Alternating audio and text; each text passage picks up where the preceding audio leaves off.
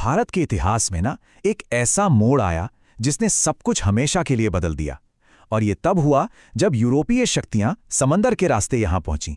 ये सिर्फ कोई खोज नहीं थी, बल्कि ये एक ऐसी होड़ थी जिसने यहां का पूरा नक्शा ही बदल दिया। तो चलिए आज समझते हैं कि ये दौड़ आखिर शुरू कैसे हुई और कैसे सिर्फ एक ब्रिटिश कंपनी इस रेस में सबसे आगे निकल गई। भारत में ऐसा क्या था कि यूरोप के बड़े बड़े देश हजारों मील का खतरनाक समुद्री सफर तय करके यहां आने के लिए इतने बेताब थे? देखिए, इस सवाल का जवाब ही इस पूरी कहानी की चाबी है। ये सिर्फ जमीन की तलाश नहीं थी, ये तलाश थी मसालों की, शानदार कपड़ों की और उस बेशुमार दौलत की जिसके किस्से पूरी दुनिया में मशहूर थे। कहानी की शुरुआत होती है एक जबरदस्त कंपटीशन से। भारत के साथ व्यापार का जो बाजार था ना, वो इतना आकर्षक था कि उस पर कब्जा करने के लिए कई यूरोपीय देश एक दूसरे से मुकाबला कर रहे थे। ये एक ऐसी रेस थी जिसमें हर कोई जीतना चाहता था और दांव पर बहुत कुछ लगा था। अब जरा इस टाइमलाइन को देखिए, ये बड़ा दिलचस्प है। सबसे पहले 1498 में पुर्तगाली आए, फिर लगभग 100 साल बाद 1602 में डच, उनके ठीक पीछे पीछे 1608 में अंग्रेज भी पहुंच गए और आखिर में 1664 में फ्रांसीसियों ने भी इस दौड़ में एंट्री मार ली। मतलब देखते ही देखते भारत का जो समुद्र तट था वो एक इंटरनेशनल अखाड़ा बन चुका था। इस पूरी भीड़ में एक ऐसा संगठन था जो धीरे धीरे सबसे आगे निकलने वाला था। और मजे की बात यह है कि ये कोई देश नहीं था, बल्कि एक कंपनी थी, इंग्लिश ईस्ट इंडिया कंपनी।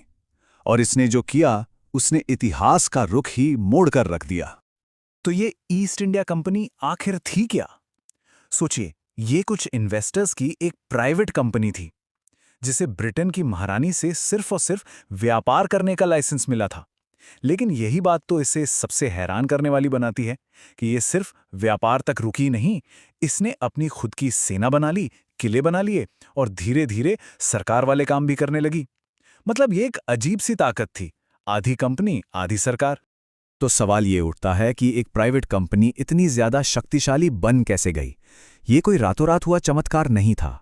नहीं, ये एक सोची समझी, स्टेप बाय स्टेप बनाई गई स्ट्रैटेजी का नतीजा था जिसने व्यापारियों के एक ग्रुप को शासकों की जमात में बदल दिया। चलिए इनकी स्ट्रैटेजी को थोड़ा और करीब से समझते हैं। पहला कदम, भारत के तटीय इलाकों में अपनी व्यापारिक चौकियां यानी फैक्ट्रियां बनाओ। दूसरा कदम, यहां के जो स्थानीय राजा और नवाब थे उनके आपसी झड़ों में दखल देना शुरू कर दो। किसी एक का पक्ष लो और दूसरे को कमजोर करो। इसके साथ ही तीसरा कदम, अपनी खुद की एक मजबूत सेना खड़ी करो। और फिर चौथा और आखिरी कदम, अपनी इसी सैन्य और राजनीतिक ताकत का इस्तेमाल करके अपने दूसरे यूरोपियन कॉम्पिटिटर्स जैसे कि फ्रांसीसी और डच को रास्ते से ही हटा दो। और ये सब हमें इस कहानी के सबसे असाधारण और सबसे चौंकाने वाले मोड़ पर ले आता है। ये वो पल था जब कंपनी का असली मकसद पूरी तरह से बदल गया। वो अब सिर्फ मुनाफा कमाने वाले व्यापारी नहीं रह गए थे। और ये स्लाइड इस बदलाव को एकदम साफ दिखाती है। जरा सोचकर देखिए, लंदन में बैठे कुछ व्यापारियों की एक कंपनी अब भारत के बड़े बड़े हिस्सों पर असल में राज कर रही थी। इतिहास में ऐसा पहले कभी नहीं हुआ था। एक कॉरपोरेशन एक साम्राज्य की भूमिका निभा रहा था। नमस्कार। आज हम इतिहास के एक ऐसे मोड़ पर बात करेंगे जिसने भारतीय उपमहाद्वीप की तकदीर ही बदल दी। ये कहानी है उस जबरदस्त टक्कर की जिसने ये तय किया कि भारत पर कौन सी यूरोपियन ताकत राज करेगी। तो चलिए इस दिलचस्प कहानी की गहराइयों में उतरते हैं।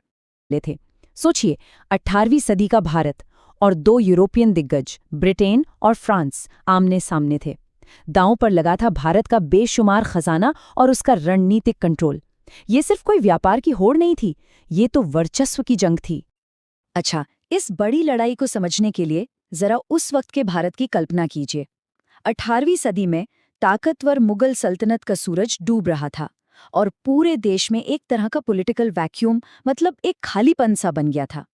और बस यही बिखरा हुआ माहौल यूरोप की कंपनियों के लिए एक सुनहरा मौका था कि वो व्यापार से आगे बढ़कर राजनीति में भी अपने पैर जमा सकें।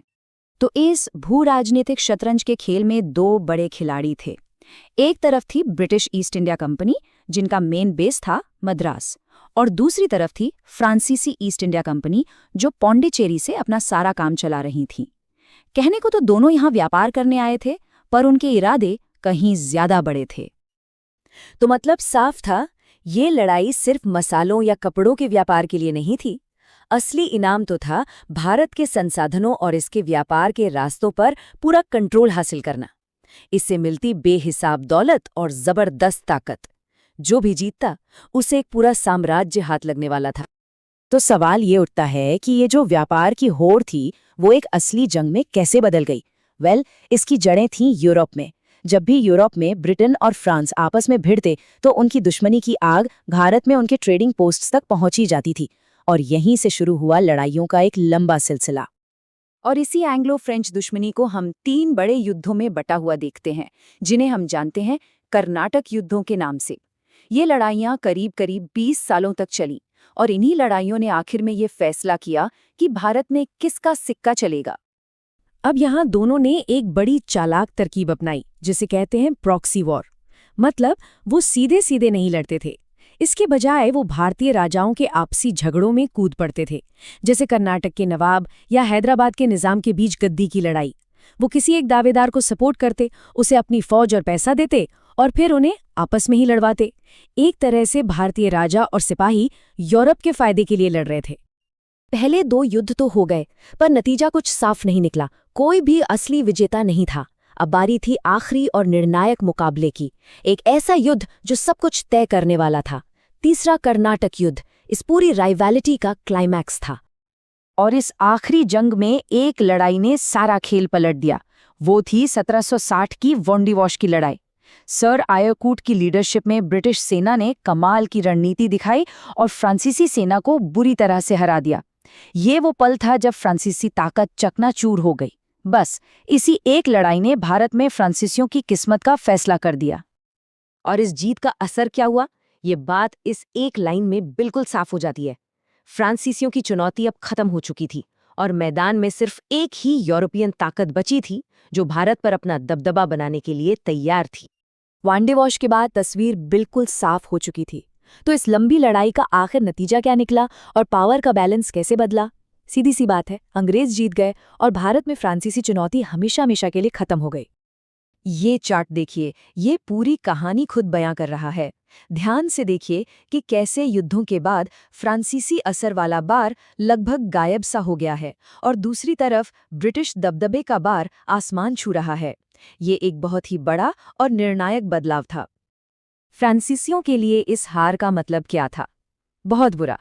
भारत में उनका राजनीतिक सपना टूट चुका था, उनकी फौजी ताकत खत्म हो चुकी थी और अब वो बस कुछ छोटी मोटी व्यापारिक बस्तियों तक ही सिमट कर रह गए थे।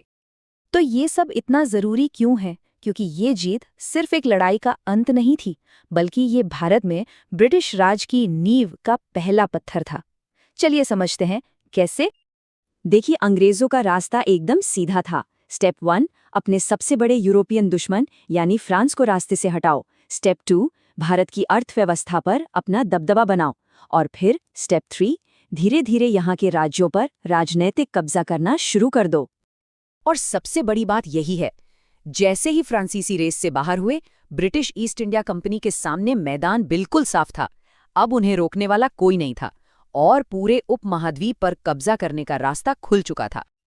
आज हम बात करने वाले हैं बंगाल में ब्रिटिश राज की नींव की। और ये सिर्फ लड़ाइयों की कहानी नहीं है, नहीं, ये कहानी है रणनीति की, धोखे की और सत्ता के एक ऐसे खेल की जिसने पूरे भारत का भविष्य हमेशा के लिए तय कर दिया। तो सबसे बड़ा सवाल यही उठता है ना कि आखिर एक ट्रेडिंग कंपनी जो यहां मसाले और कपड़े खरीदने बेचने आई थी, वो पूरे भारत पर कब्जा करने की राह पर चल कैसे पड़ी? इस बहुत बड़े सवाल का जवाब वो हमें मिलता है बंगाल की कहानी में। देखिए, उस समय बंगाल भारत का सबसे अमीर सूबा था और जाहिर है यही बेशुमार दौलत कंपनी की आंखों में चुभ रही थी। और इस पूरी कहानी का जो पहला और शायद सबसे ड्रामेटिक चैप्टर है, वो है प्लासी का युद्ध। समझिए, यही वो घटना थी जिसने बंगाल में ब्रिटिश राज की पहली ईंट रखी। अक्सर लोग सोचते हैं कि प्लासी की लड़ाई एक बहुत बड़ी सैन्य जीत थी, लेकिन असलियत इससे कहीं ज्यादा कॉम्प्लिकेटेड है। सच तो ये है कि ये एक लड़ाई से ज्यादा एक सोची समझी साजिश थी। रॉबर्ट क्लाइव ने किया क्या? उसने नवाब सिराजुद्दौला के सेनापति मीर जाफर को ही अपनी तरफ मिला लिया था। तो सोचिए, युद्ध के मैदान में जो हुआ वो असल में क्या था? वो एक धोखा था। और बस इसी एक धोखे ने ईस्ट इंडिया कंपनी को बंगाल में पहली बार पॉलिटिकल पावर का मजा चखा दिया। तो अगर प्लासी की लड़ाई ने सिर्फ दरवाजा खोला था, तो बक्सर के युद्ध ने उस दरवाजे को लात मारकर तोड़ दिया और हमेशा हमेशा के लिए यह तय कर दिया कि बंगाल का असली मालिक अब कौन होगा। इन दोनों लड़ाइयों के बीच का फर्क समझना बहुत बहुत जरूरी है। देखिए, प्लासी एक साजिश की जीत थी, एक धोखा था, लेकिन बक्सर एक असली मिलिट्री विक्ट्री थी। यहां कंपनी ने किसी एक को नहीं, बल्कि बंगाल के नवाब, अवध के नवाब और मुगल बादशाह, इन तीनों की मिलीजुली सेना को हराया था। इस एक जीत ने यह साफ कर दिया कि कंपनी अब सिर्फ व्यापारी नहीं है, बल्कि एक जबरदस्त सैन्य ताकत है। प्लासी से उन्हें मिला था पर्दे के पीछे का कंट्रोल, पर बक्सर ने उन्हें सीधे सत्ता की कुर्सी पर लाके बैठा दिया। और इस जबरदस्त जीत का सीधा नतीजा क्या निकला? 1765 की इलाहाबाद की संधि। ये समझिए कि ये वो कागज का टुकड़ा था जिसने कंपनी के राज को लीगल स्टैंप दे दिया। इसी संधि से कंपनी को बंगाल, बिहार और उड़ीसा से टैक्स वसूलने का अधिकार मिल गया। इसे कहते थे दीवानी अधिकार। और सीधे सीधे शब्दों में इसका मतलब क्या था? मतलब ये कि अब सारा पैसा सीधा कंपनी की तिजोरी में जाएगा। लेकिन अब कंपनी के सामने एक नई प्रॉब्लम थी। ठीक है, इलाका तो जीत लिया, पर इतने बड़े इलाके पर राज कैसे किया जाए? इसका जवाब उन्होंने निकाला एक बहुत ही चालाक सिस्टम में। एक ऐसी व्यवस्था जिसे इतिहास में द्वैध शासन या डुअल गवर्नमेंट के नाम से जाना जाता है। इसका मतलब क्या था? सीधा सा मतलब था एक ही जगह पर दो सरकारें। यह एक बहुत ही यूनिक सिस्टम था जिसमें पावर को बड़ी चालाकी से दो हिस्सों में बांट दिया गया था। तो सवाल है, यह काम कैसे करता था? बहुत सिंपल। कंपनी ने पैसे से जुड़ा सारा काम, यानी टैक्स वसूलना, जिसे दीवानी कहते हैं, वो अपने हाथ में ले लिया, और बाकी का सारा काम, मतलब एडमिनिस्ट्रेशन, लॉ एंड ऑर्डर, जनता की देखभाल, जिसे निजामत कहते हैं, वो सब बंगाल के नवाब के हवाले कर दिया। अब इसका नतीजा सोचिए क्या हुआ। कंपनी के पास आ गई सारी ताकत, लेकिन जिम्मेदारी जीरो। और नवाब, उसके पास थी सारी जिम्मेदारियां, लेकिन ताकत कुछ भी नहीं। कंपनी बस पैसा इकट्ठा कर रही थी, उसे जनता की भलाई से कोई लेना देना नहीं था। और बेचारा नवाब, उसे जनता को जवाब देना पड़ता था, लेकिन उसके हाथ में तो कुछ था ही नहीं। ये व्यवस्था बंगाल की जनता के लिए एक बुरे सपने से कम नहीं थी। तो बस इन कुछ ही सालों की घटनाओं ने बंगाल का पूरा नक्शा ही बदल कर रख दिया। अब यहां एक ऐसी नई ताकत का राज शुरू हो चुका था जो हजारों मील दूर समंदर पार से आई थी। ये टाइमलाइन देखिए, इससे पता चलता है कि यह सब कितनी तेजी से हुआ। 1757 प्लासी, पर्दे के पीछे से कंट्रोल। सिर्फ 7 साल बाद 1764 बक्सर, जबरदस्त सैन्य जीत। और उसके अगले ही साल 1765 असली सत्ता हाथ में। मतलब 10 साल से भी कम समय में एक ट्रेडिंग कंपनी बंगाल की मालिक बन बैठी। और इस तरह जो कंपनी यहां सिर्फ और सिर्फ व्यापार करने आई थी, वो देखते ही देखते बंगाल की असली शासक बन गई। ये भारतीय इतिहास का वो टर्निंग पॉइंट था जिसने आने वाले लगभग 200 सालों के लिए इस देश की तकदीर लिख दी। आज हम इसी हैरान कर देने वाली कहानी को समझेंगे कि कैसे ब्रिटिश ईस्ट इंडिया कंपनी ने भारत पर अपनी हुकूमत जमाई। मुट्ठी भर व्यापारी एक इतना विशाल और साधन संपन्न देश कैसे झुका दिया? देखिए, इसका जवाब कोई एक सीधी लाइन में नहीं है। असल में ये लड़ाई 2 मोर्चों पर लड़ी गई थी। एक ऐसी जंग जो सिर्फ लड़ाई के मैदान में नहीं, बल्कि बंद दरवाजों के पीछे कागज और कलम से भी लड़ी जा रही थी।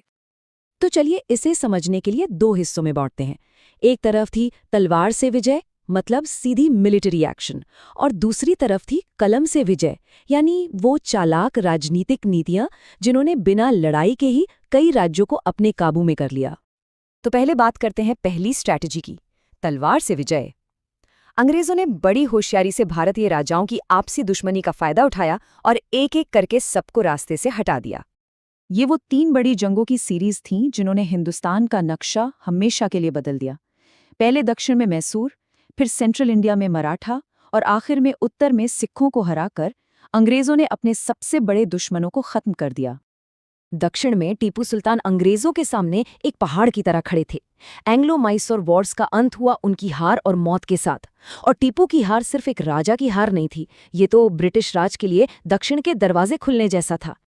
दक्षिण पर पकड़ मजबूत करने के बाद अंग्रेजों की नजर पड़ी सेंट्रल इंडिया की सबसे बड़ी ताकत पर, मराठा साम्राज्य।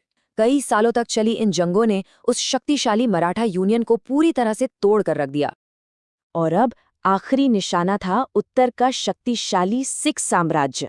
महाराजा रंजीत सिंह के जाने के बाद सिख साम्राज्य कमजोर पड़ गया और अंग्रेजों ने इस मौके को हाथ से जाने नहीं दिया। एंग्लो सिख वॉर्स में उन्हें भी हरा दिया गया। पंजाब पर कब्जे के साथ ही मिलिट्री कॉन्क्वेस्ट का चैप्टर लगभग पूरा हो चुका था। लेकिन जैसा कि हमने शुरू में बात की थी, ये कहानी सिर्फ तोप और तलवार की नहीं है। अब आते हैं उस दूसरी और शायद कहीं ज्यादा खतरनाक स्ट्रैटेजी पर, कलम से विजय। इसका सबसे बड़ा हथियार थी सहायक संधि। जरा सोचिए, एक ऐसी डील जो आपको सुरक्षा देने का वादा करे लेकिन बदले में आपकी पूरी आज़ादी ही छीन ले। लॉर्ड वेलेस्ली की ये पॉलिसी बिल्कुल यही करती थी। और ये काम कैसे करती थी? बड़ा ही दिलचस्प तरीका था।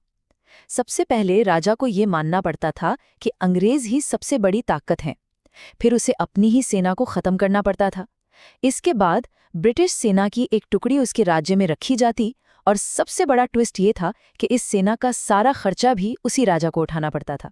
नतीजा, राजा सिर्फ नाम का शासक रह जाता, असली पावर तो अंग्रेजों के हाथ में चली जाती थी। दूसरी बड़ी पॉलिसी थी लॉर्ड डलहौजी की डॉक्ट्रिन ऑफ लैप्स। ये तो और भी सीधा हिसाब था। नियम सिंपल था, अगर किसी राजा का अपना कोई सगा बेटा नहीं है तो उसके मरने के बाद उसकी रियासत सीधे सीधे ब्रिटिश साम्राज्य का हिस्सा बन जाएगी। इस पॉलिसी की सबसे चालाक बात ये थी कि इसने गोद लिए हुए बेटे को वारिस मानने से साफ इनकार कर दिया। मतलब साफ था, अपना वारिस नहीं तो राज भी नहीं। सतारा, झांसी और नागपुर जैसी कई बड़ी बड़ी रियासतें इसी पॉलिसी के जरिए हड़प ली गईं। तो अब तक हमने तलवार की लड़ाई भी देख ली और कलम की चालें भी। अब वक्त है इन दोनों को जोड़कर पूरी तस्वीर को देखने का। यहाँ इस टेबल में पूरी कहानी का निचोड़ है, एकदम साफ। मैसूर, मराठा और पंजाब जैसी जो बड़ी ताकतें थीं, उन्हें तो जंग के मैदान में हराया गया, और जो बाकी अनगिनत रियासतें थीं, उन्हें सहायक संधि और डॉक्ट्रिन ऑफ लैप्स जैसे जाल में फंसाकर कब्जा कर लिया गया।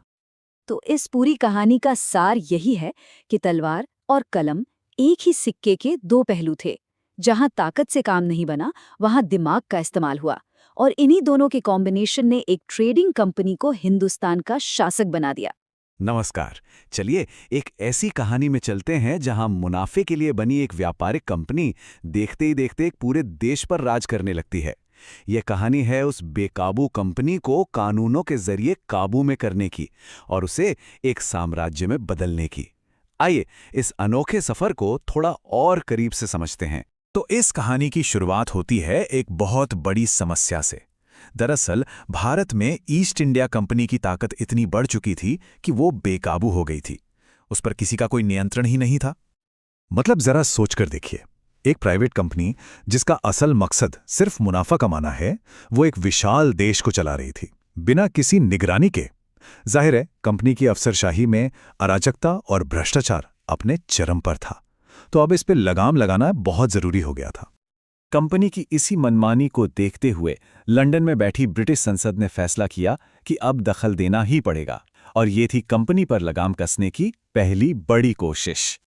तो साल 1773 में आता है रेगुलेटिंग एक्ट। देखिए, ये एक ऐतिहासिक कदम था। ये पहली बार था जब ब्रिटिश सरकार ने कंपनी के कामकाज में सीधा दखल दिया। मकसद तो था कि एक सिस्टम बनाया जाए, लेकिन ये कानून अपने आप में थोड़ा अधूरा था और इसकी खामियां बहुत जल्द सामने आ गईं। फिर 1773 एक्ट की कमियों को दूर करने के लिए आया पिट्स इंडिया एक्ट 1784, और इसकी सबसे बड़ी और सबसे खास बात थी दोहरा नियंत्रण। मतलब इसने कंपनी के व्यापारिक और राजनीतिक कामों को एक दूसरे से बिल्कुल अलग कर दिया। अब कंपनी के राजनीतिक फैसले सीधे ब्रिटिश सरकार के कंट्रोल में आ गए, जिससे उसकी पकड़ और भी मजबूत हो गई। अब इस स्लाइड पर जरा गौर करें। यहां एक वाकई दिलचस्प तुलना है। यहां साफ दिखता है कि 1773 की पहली कोशिश से लेकर 1784 तक आते आते नियंत्रण कितना ज्यादा सख्त हो गया।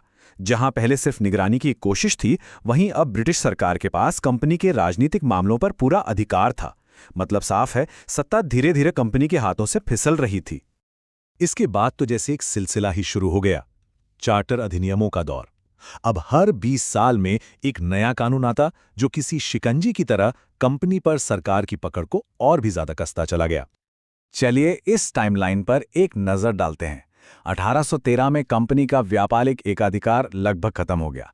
फिर 1833 तक आते आते वो एक व्यापारिक संस्था से बदलकर पूरी तरह एक प्रशासनिक बॉडी बन गई और 1853 में सिविल सेवाओं में खुली प्रतियोगिता शुरू करके उसे ब्रिटिश राज के ढांचे में पूरी तरह से फिट कर दिया गया। मतलब धीरे धीरे कंपनी का पूरा किरदार ही बदला जा रहा था। लेकिन कहानी में असली और सबसे नाटकीय मोड़ तो अभी बाकी था। एक ऐसी घटना घटने वाली थी जिसने पुरानी पूरी व्यवस्था को हमेशा के लिए बदल कर रख दिया। वो साल था 1857। भारत में जो विद्रोह का तूफान उठा उसने सब कुछ बदल कर रख दिया। ये वो चिंगारी थी जिसने कंपनी राज के ताबूत में आखिरी कील ठोक दी।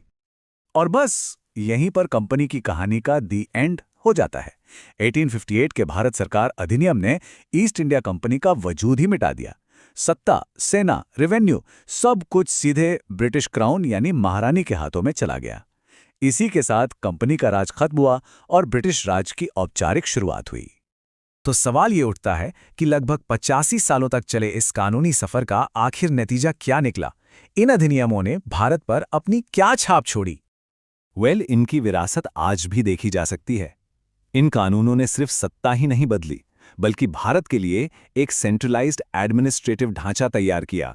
आज की सिविल सेवाओं की जड़ें भी इन्हीं सुधारों में हैं। और सबसे बड़ी बात, ये तय हो गया कि भारत की किस्मत का फैसला अब लंदन में बैठी संसद ही करेगी।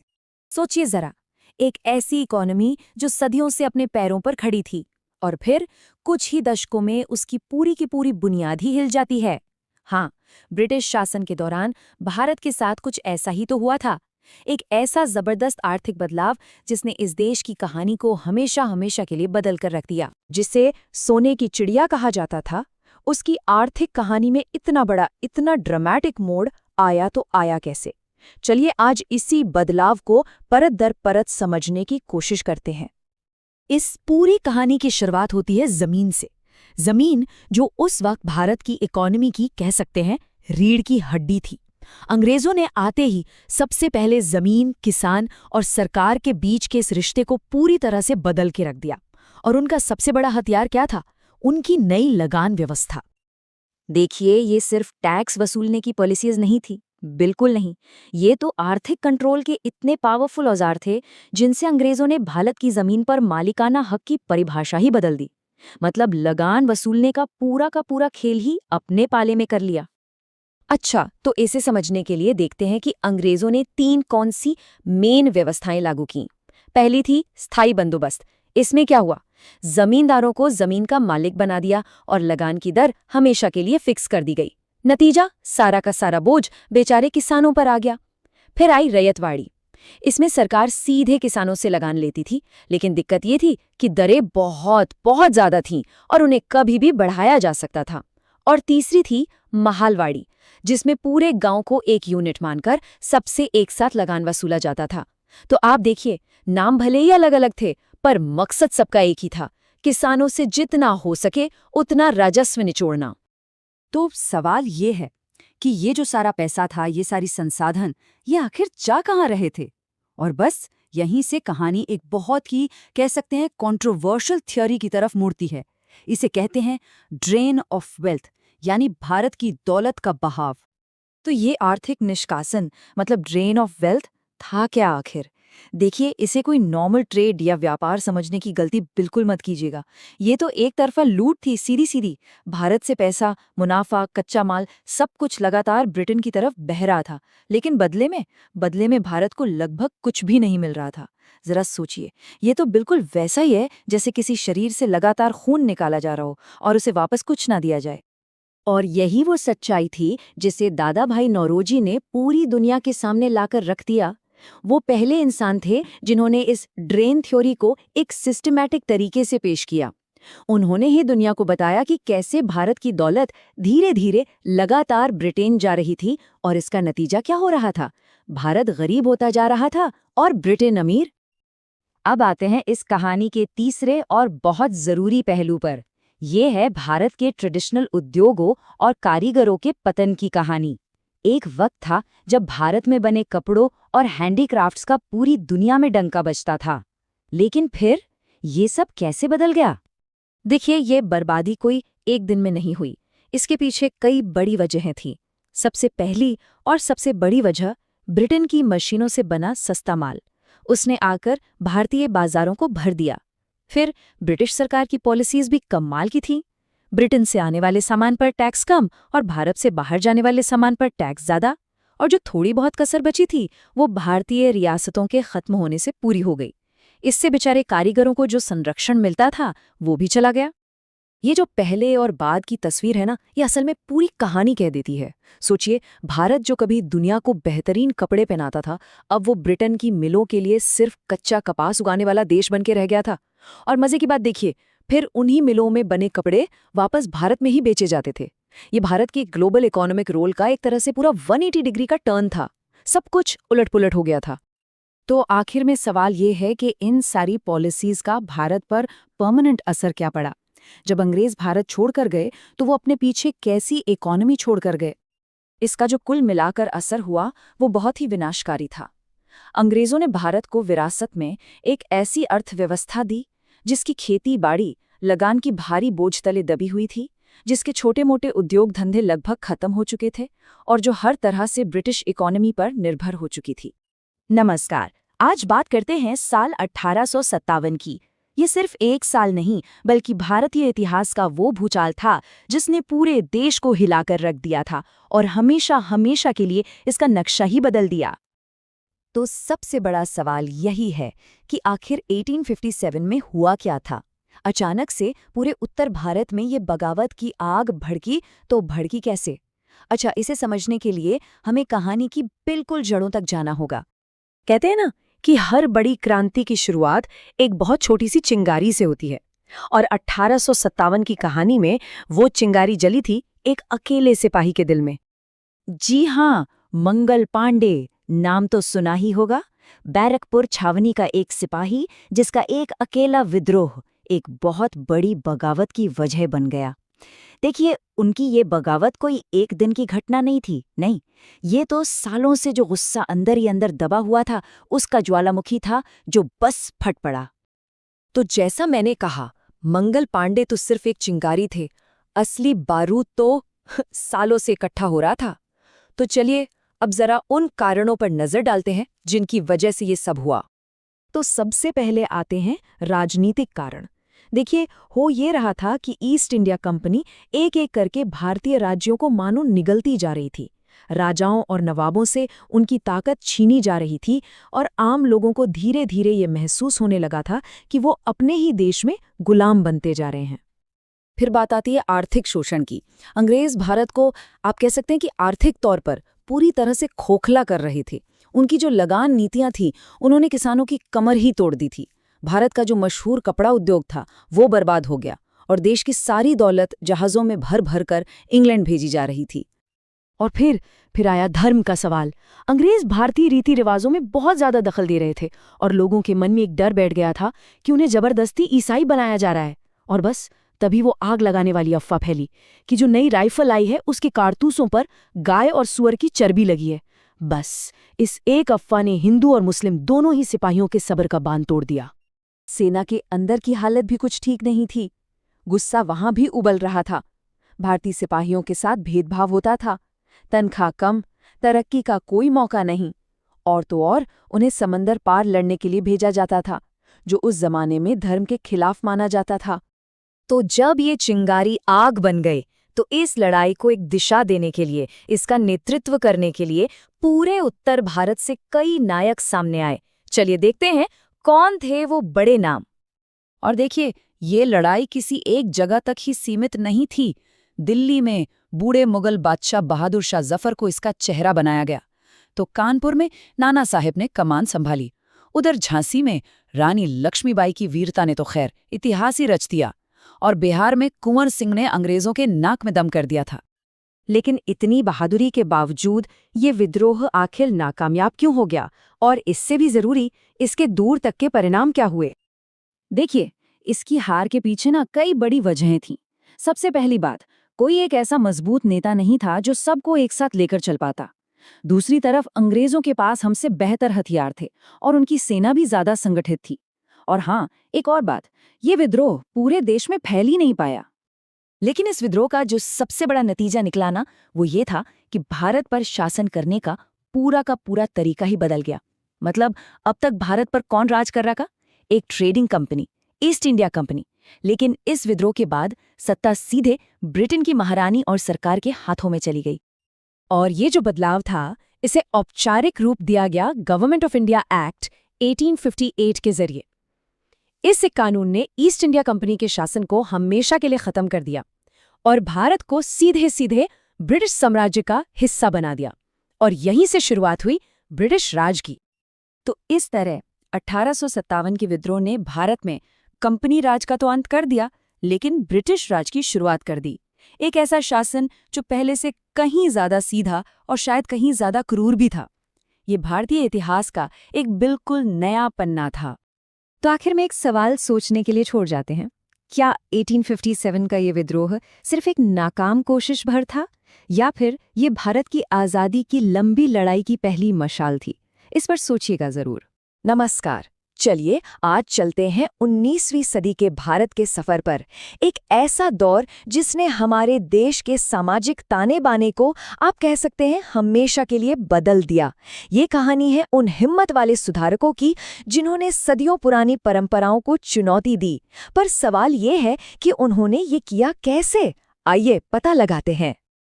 लेकिन आगे बढ़ने से पहले एक सवाल जो आज भी उतना ही जरूरी है, जो परंपराएं सदियों से चली आ रही हैं, वो आखिर बदलती कैसे हैं? क्या कोई एक इंसान या कोई एक नया आइडिया उस पूरी व्यवस्था को हिला सकता है जो इतने सालों से जमी हुई है? यही सवाल आज की हमारी पूरी चर्चा के केंद्र में रहेगा। तो जरा 19वीं सदी के भारत की तस्वीर को अपने जहन में लाइए। ये एक ऐसा समाज था जो एक बहुत बड़े, एक ऐतिहासिक चौराहे पर खड़ा था। एक तरफ सदियों से चली आ रही प्रथाओं की मजबूत पकड़ थी और दूसरी तरफ नए विचारों की एक ताकतवर लहर दस्तक दे रही थी। ये आप कह सकते हैं विचारों के टकराव का दौर था। एक तरफ समाज में गहरी जड़ें जमा चुकी प्रथाएं थीं, तो दूसरी ओर उन पर सवाल उठाने वाली एक नई सोच जाग रही थी। हवा में बदलाव की मांग थी और इस वजह से पूरे समाज में एक जबरदस्त हलचल मची हुई थी। और पता है, इसी हलचल के बीच कुछ सुधारकों ने उन परंपराओं के खिलाफ सीधी लड़ाई छेड़ने का फैसला किया जो समाज को अंदर से खोखला कर रही थीं। इस लड़ाई के 3 मुख्य मोर्चे थे: सती प्रथा, बाल विवाह और कन्या भ्रूण हत्या। देखिए, ये सिर्फ रीति रिवाज नहीं थे, ये एक ऐसे सामाजिक ढांचे के पिलर्स थे जो किसी भी तरह के बदलाव का जोरदार विरोध करता था। इसलिए इन्हें चुनौती देना एक बहुत बड़ा और, सच कहूं तो, खतरनाक काम था। इनमें से सती प्रथा शायद सबसे ज्यादा खौफनाक थी। ये एक क्रूर प्रथा थी जहां एक विधवा को उसके पति की चिता पर जिंदा जलने के लिए मजबूर किया जाता था। सुधारकों के लिए इसे खत्म करना सिर्फ एक लक्ष्य नहीं था, बल्कि एक नैतिक जिम्मेदारी थी, उनका सबसे जरूरी और सबसे साहसी मिशन। तो सवाल ये है कि इन गहरी समस्याओं का समाधान आखिर आया कहाँ से? जवाब है नए विचारों के उदय से। यहीं से भारत में सामाजिक धार्मिक सुधार आंदोलनों का जन्म हुआ, जिन्होंने एक नई सुबह की उम्मीद जगाई। इस बदलाव की मशाल को 2 बड़े आंदोलनों ने थामा। इन्होंने सिर्फ इन प्रथाओं को चुनौती नहीं दी, बल्कि उस सोच को बदलने का बीड़ा उठाया जो इन कुरीतियों को जिंदा रखे हुए थी। अब यहाँ जो सबसे दिलचस्प बात है, वो है इन 2 आंदोलनों का अलग अलग नजरिया। एक तरफ राजा राममोहन राय का ब्रह्म समाज था, जो सामाजिक सुधार और एकेश्वरवाद यानी एक ईश्वर में विश्वास पर जोर देता था। दूसरी तरफ दयानंद सरस्वती का आर्य समाज था, जो वेदों की ओर लौटो के नारे के साथ धार्मिक सुधार पर ज्यादा फोकस्ड था। रास्ते भले ही अलग थे, पर मंजिल एक ही थी और इनकी मिलीजुली ताकत को कोई रोक नहीं सकता था। चलिए अब एक और ताकतवर चीज पर चलते हैं जिसने इस बदलाव की आग को और हवा दी, और वो थी शिक्षा। सामाजिक आंदोलनों के साथ साथ एजुकेशन के क्षेत्र में एक ऐसी क्रांति हो रही थी जिसका असर बहुत गहरा और स्थायी होना था। ये जो कोट है, जो मैकाले के विचारों से प्रेरित है, ये उस नई शिक्षा नीति के असली मकसद को साफ साफ दिखाता है। ये सिर्फ अंग्रेजी सिखाना नहीं था, ये एक नई पीढ़ी तैयार करने की रणनीति थी जो जन्म से तो भारतीय हो, पर सोच से ब्रिटिश, ताकि साम्राज्य चलाने में मदद मिल सके। मैकाले के मशहूर मिनट के जरिए जब पश्चिमी शिक्षा भारत आई, तो इसने एक तरह से बौद्धिक क्रांति की नींव रख दी। इसने भारतीयों की एक पूरी पीढ़ी को तर्क, विज्ञान और मानवतावाद जैसे विचारों से लैस किया, और यही वो वैचारिक हथियार थे जिनसे उन्होंने सती प्रथा जैसी दमनकारी परंपराओं पर सवाल उठाए और उन्हें जड़ से उखाड़ फेंका। तो इन सभी आंदोलनों, विचारों और बदलावों का आखिर नतीजा क्या निकला?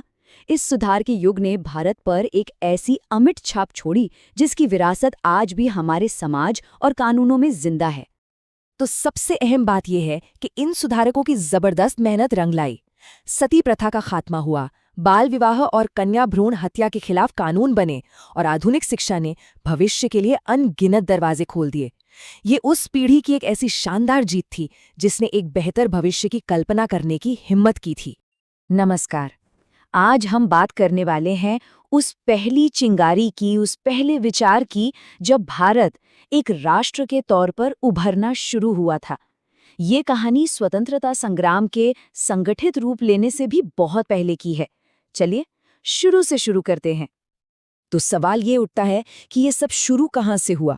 वो कौन सी बात थी जिसने अलग अलग राज्यों और रियासतों में बटे हुए लोगों के मन में पहली बार ये एहसास जगाया कि वो सब एक हैं, कि वो भारतीय हैं? आइए इस दिलचस्प सवाल का जवाब ढूंढते हैं। देखिए, सबसे पहले तो ये समझना होगा कि राष्ट्रवाद की ये जो भावना है, ये हमेशा से मौजूद नहीं थी।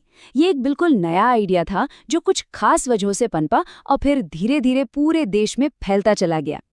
तो फिर वो वजहें क्या थी? वो कौन से कारण थे जिन्होंने इस नई सोच को हवा दी? चलिए अब उन कैटलिस्ट्स पर नजर डालते हैं जिन्होंने भारत में राष्ट्रवाद के विचार को असल में जन्म दिया। असल में ये किसी एक दिन या किसी एक घटना का नतीजा नहीं था, बल्कि 4 बड़ी ताकतें थीं जो एक ही समय पर काम कर रही थीं, और इन्होंने मिलकर भारत की सोच को हमेशा के लिए बदल कर रख दिया। सोचकर देखिए, ये चारों चीजें कैसे एक दूसरे से जुड़ी थी। एक तरफ वेस्टर्न एजुकेशन से लिबर्टी, इक्वालिटी जैसे नए विचार आए, जिससे एक पढ़ा लिखा भारतीय वर्ग तैयार हुआ जो अपने अधिकारों की बात करने लगा। दूसरी तरफ प्रेस, रेलवे, टेलीग्राफ, इन सब ने इन विचारों को देश के कोने कोने तक पहुंचाना आसान कर दिया। और इन सब के ऊपर अंग्रेजों की जो भेदभाव वाली नीतियां थीं, उन्होंने लोगों को ये एहसास दिलाया कि उन सब का दुख, उन सब का दुश्मन एक ही है, और बस यहीं से एकजुट होने का एक साझा मकसद मिल गया। ठीक है, विचार तो हवा में फैल रहे थे, लेकिन सिर्फ विचारों से तो कुछ नहीं होता। उन्हें एक आंदोलन में बदलने के लिए संगठन की जरूरत पड़ती है। तो अब अगला सवाल ये है कि वो कौन लोग थे जो आगे आए और इन भावनाओं को एक राजनीतिक शक्ल देने की पहली कोशिश कर रहे थे। और यहीं पर कहानी में आते हैं भारत के सबसे पहले पॉलिटिकल ऑर्गेनाइजेशंस। ये कांग्रेस के बनने से भी पहले के वो समूह थे जिन्होंने पहली बार भारतीयों की आवाज को एक साथ उठाने का काम किया। चलिए जरा इन शुरुआती संगठनों को करीब से देखते हैं। लैंड होल्डर सोसाइटी जैसे ग्रुप्स पहले जमींदारों के हकों के लिए बने थे, लेकिन दिलचस्प बात देखिए, ईस्ट इंडिया एसोसिएशन की स्थापना लंदन में हुई थी। मतलब भारतीय अपनी लड़ाई सीधे अंग्रेजों के घर तक ले जा रहे थे। वहीं दूसरी तरफ पूना सार्वजनिक सभा और सुरेंद्रनाथ बनर्जी की इंडियन एसोसिएशन जैसे संगठन थे जो पूरे भारत के लेवल पर एक चेतना जगाने का काम कर रहे थे, और इन्हीं ने भविष्य के बड़े आंदोलनों की नींव रखी। तो कुल मिलाकर ये सब था क्या? ये एक नई शुरुआत थी। ये एक बहुत बड़े आंदोलन की तैयारी थी। हो सकता है कि ये शुरुआती संगठन बहुत बड़े या कामयाब न हुए हों, लेकिन इन्होंने आने वाले कल के लिए जमीन जरूर तैयार कर दी थी। तो यहाँ सबसे बड़ी बात समझने वाली ये है कि ये जो छोटे छोटे शुरुआती संगठन थे, ये असल में नींव के वो पत्थर थे जिनके बिना आज़ादी की वो विशाल इमारत शायद कभी खड़ी ही नहीं हो पाती, जिसे हम भारतीय स्वतंत्रता संग्राम के नाम से जानते हैं। नमस्कार। भारत के इतिहास में ना कुछ पल ऐसे हैं जिन पर से पर्दा आज तक उठता रहता है, और ऐसा ही एक पल था 1885 जब इंडियन नेशनल कांग्रेस की स्थापना हुई। अब देखिए, ऊपर से तो ये एक पॉलिटिकल पार्टी का जन्म था, लेकिन सवाल ये उठता है कि क्या इसकी जड़ें किसी गहरी ब्रिटिश साजिश का हिस्सा थी? ये एक ऐसा विवाद है जो आज भी हिस्टोरियंस को परेशान करता है। अब 1885 में कांग्रेस के बनने की कहानी को समझने के लिए ना हमें थोड़ा सा उस जमाने में वापस जाना होगा और उस वक्त की हवा में जो टेंशन था उसे महसूस करना होगा। देखिए, वो सिर्फ एक बेचैनी का दौर नहीं था। हालत कुछ ऐसी थी मानो एक ज्वालामुखी के मुहाने पर खड़े हों जो कभी भी किसी भी पल फट सकता था। बात यह है कि 1857 का जो विद्रोह हुआ था ना, उसकी गूंज ब्रिटिश सरकार के कानों में अब तक थी। पूरे देश में जगह जगह गुस्से की चिंगारियां सुलग रही थीं और अंग्रेजों को बस एक ही डर सता रहा था कि कहीं ये चिंगारियां फिर से 1857 जैसी कोई बड़ी आग न लगा दें। तो उन्हें इस उबलते हुए प्रेशर को बाहर निकालने का कोई तरीका चाहिए था, कोई सेफ तरीका। और बस यहीं से एंट्री होती है सेफ्टी वॉल्व थियरी की। ये एक बहुत ही कंट्रोवर्शियल थियरी है जिसे लाला लाजपत राय जैसे बड़े बड़े राष्ट्रवादी नेताओं ने भी सपोर्ट किया था। ये थियरी कांग्रेस के बनने की एक बिल्कुल ही अलग कहानी सुनाती है। तो आखिर ये सेफ्टी वाल्व थ्योरी है क्या भला? देखिए, इसका सीधा सा मतलब ये है कि इंडियन नेशनल कांग्रेस को जानबूझकर अंग्रेजों ने बनवाया था। क्यों? ताकि भारतीयों का जो बढ़ता हुआ पॉलिटिकल गुस्सा था, उसे बाहर निकलने के लिए एक कंट्रोल्ड, एक सेफ रास्ता मिल जाए। मकसद साफ था, किसी भी तरह की हिंसक क्रांति को रोकना। बिल्कुल वैसे ही जैसे एक प्रेशर कुकर का सेफ्टी वाल्व एक्स्ट्रा स्टीम निकालकर उसे फटने से बचाता है। इस थ्योरी का लॉजिक बहुत ही सिंपल है। एक तरफ इंडियन नेशनलिज्म का प्रेशर लगातार बढ़ रहा था, गुस्सा बढ़ रहा था, और दूसरी तरफ ब्रिटिश सरकार को 1857 के दोबारा होने का खौफ था। तो सल्यूशन क्या निकाला गया? कांग्रेस के रूप में एक सेफ्टी वॉल्व बना दो। इससे होगा ये कि जो सारा गुस्सा है वो क्रांति की आग नहीं बनेगा, बल्कि शांति से इस वॉल्व के जरिए बाहर निकल जाएगा। ठीक है, तो इस थ्योरी के पीछे की वजह तो समझ आ गई। अब जरा उस असल ऐतिहासिक पल पर चलते हैं जब कांग्रेस की स्थापना हुई। अब इस पूरी कहानी के सेंटर में दो मेन कैरेक्टर्स हैं। पहले A.O. ह्यूम, एक रिटायर्ड ब्रिटिश ऑफिसर जो इसके फाउंडर बने, और दूसरे W.C. बैनर्जी जो इसके पहले प्रेसिडेंट चुने गए। अब सोचिए, एक अंग्रेज का इस ऑर्गेनाइजेशन को शुरू करना सेफ्टी वॉल्व थियरी को मानने वालों के लिए ये एक बहुत बड़ा सबूत था। और वो साल था 1885। इंडियन हिस्ट्री की किताबों में ये तारीख एक नए चैप्टर की शुरुआत मानी जाती है। यही वो दिन था जब इंडियन नेशनल कांग्रेस असल में वजूद में आई। इसका जो सबसे पहला सेशन हुआ वो बॉम्बे में हुआ, जिसे अब हम मुंबई कहते हैं, और यहीं से इस ऑर्गेनाइजेशन की फॉर्मल शुरुआत हुई। इसी मीटिंग के साथ उस लंबे और हिस्टोरिक सफ़र की शुरुआत हुई जिसने आगे चलकर इंडिया के फ्यूचर को एक बिल्कुल नई दिशा दी। तो कांग्रेस की शुरुआत कैसे भी हुई हो, उसकी लेगेसी पर सवाल तो उठता ही है, और यही बात हमें एक बहुत ही ज़रूरी और सोचने पर मजबूर कर देने वाले सवाल की तरफ ले जाती है। तो जाते जाते एक आखिरी सवाल पर सोचते हैं। अगर मान भी लें कि इंडियन नेशनल कांग्रेस को एक सेफ्टी वॉल्व की तरह बनाया गया था, तो फिर वही ऑर्गेनाइजेशन इंडिया की आज़ादी की लड़ाई का मेन इंजन कैसे बन गई? ये सवाल हमें सोचने पर मजबूर करता है कि किसी भी चीज़ की शुरुआत और उसकी असली किस्मत के बीच का रिश्ता कितना कॉम्प्लिकेटेड हो सकता है।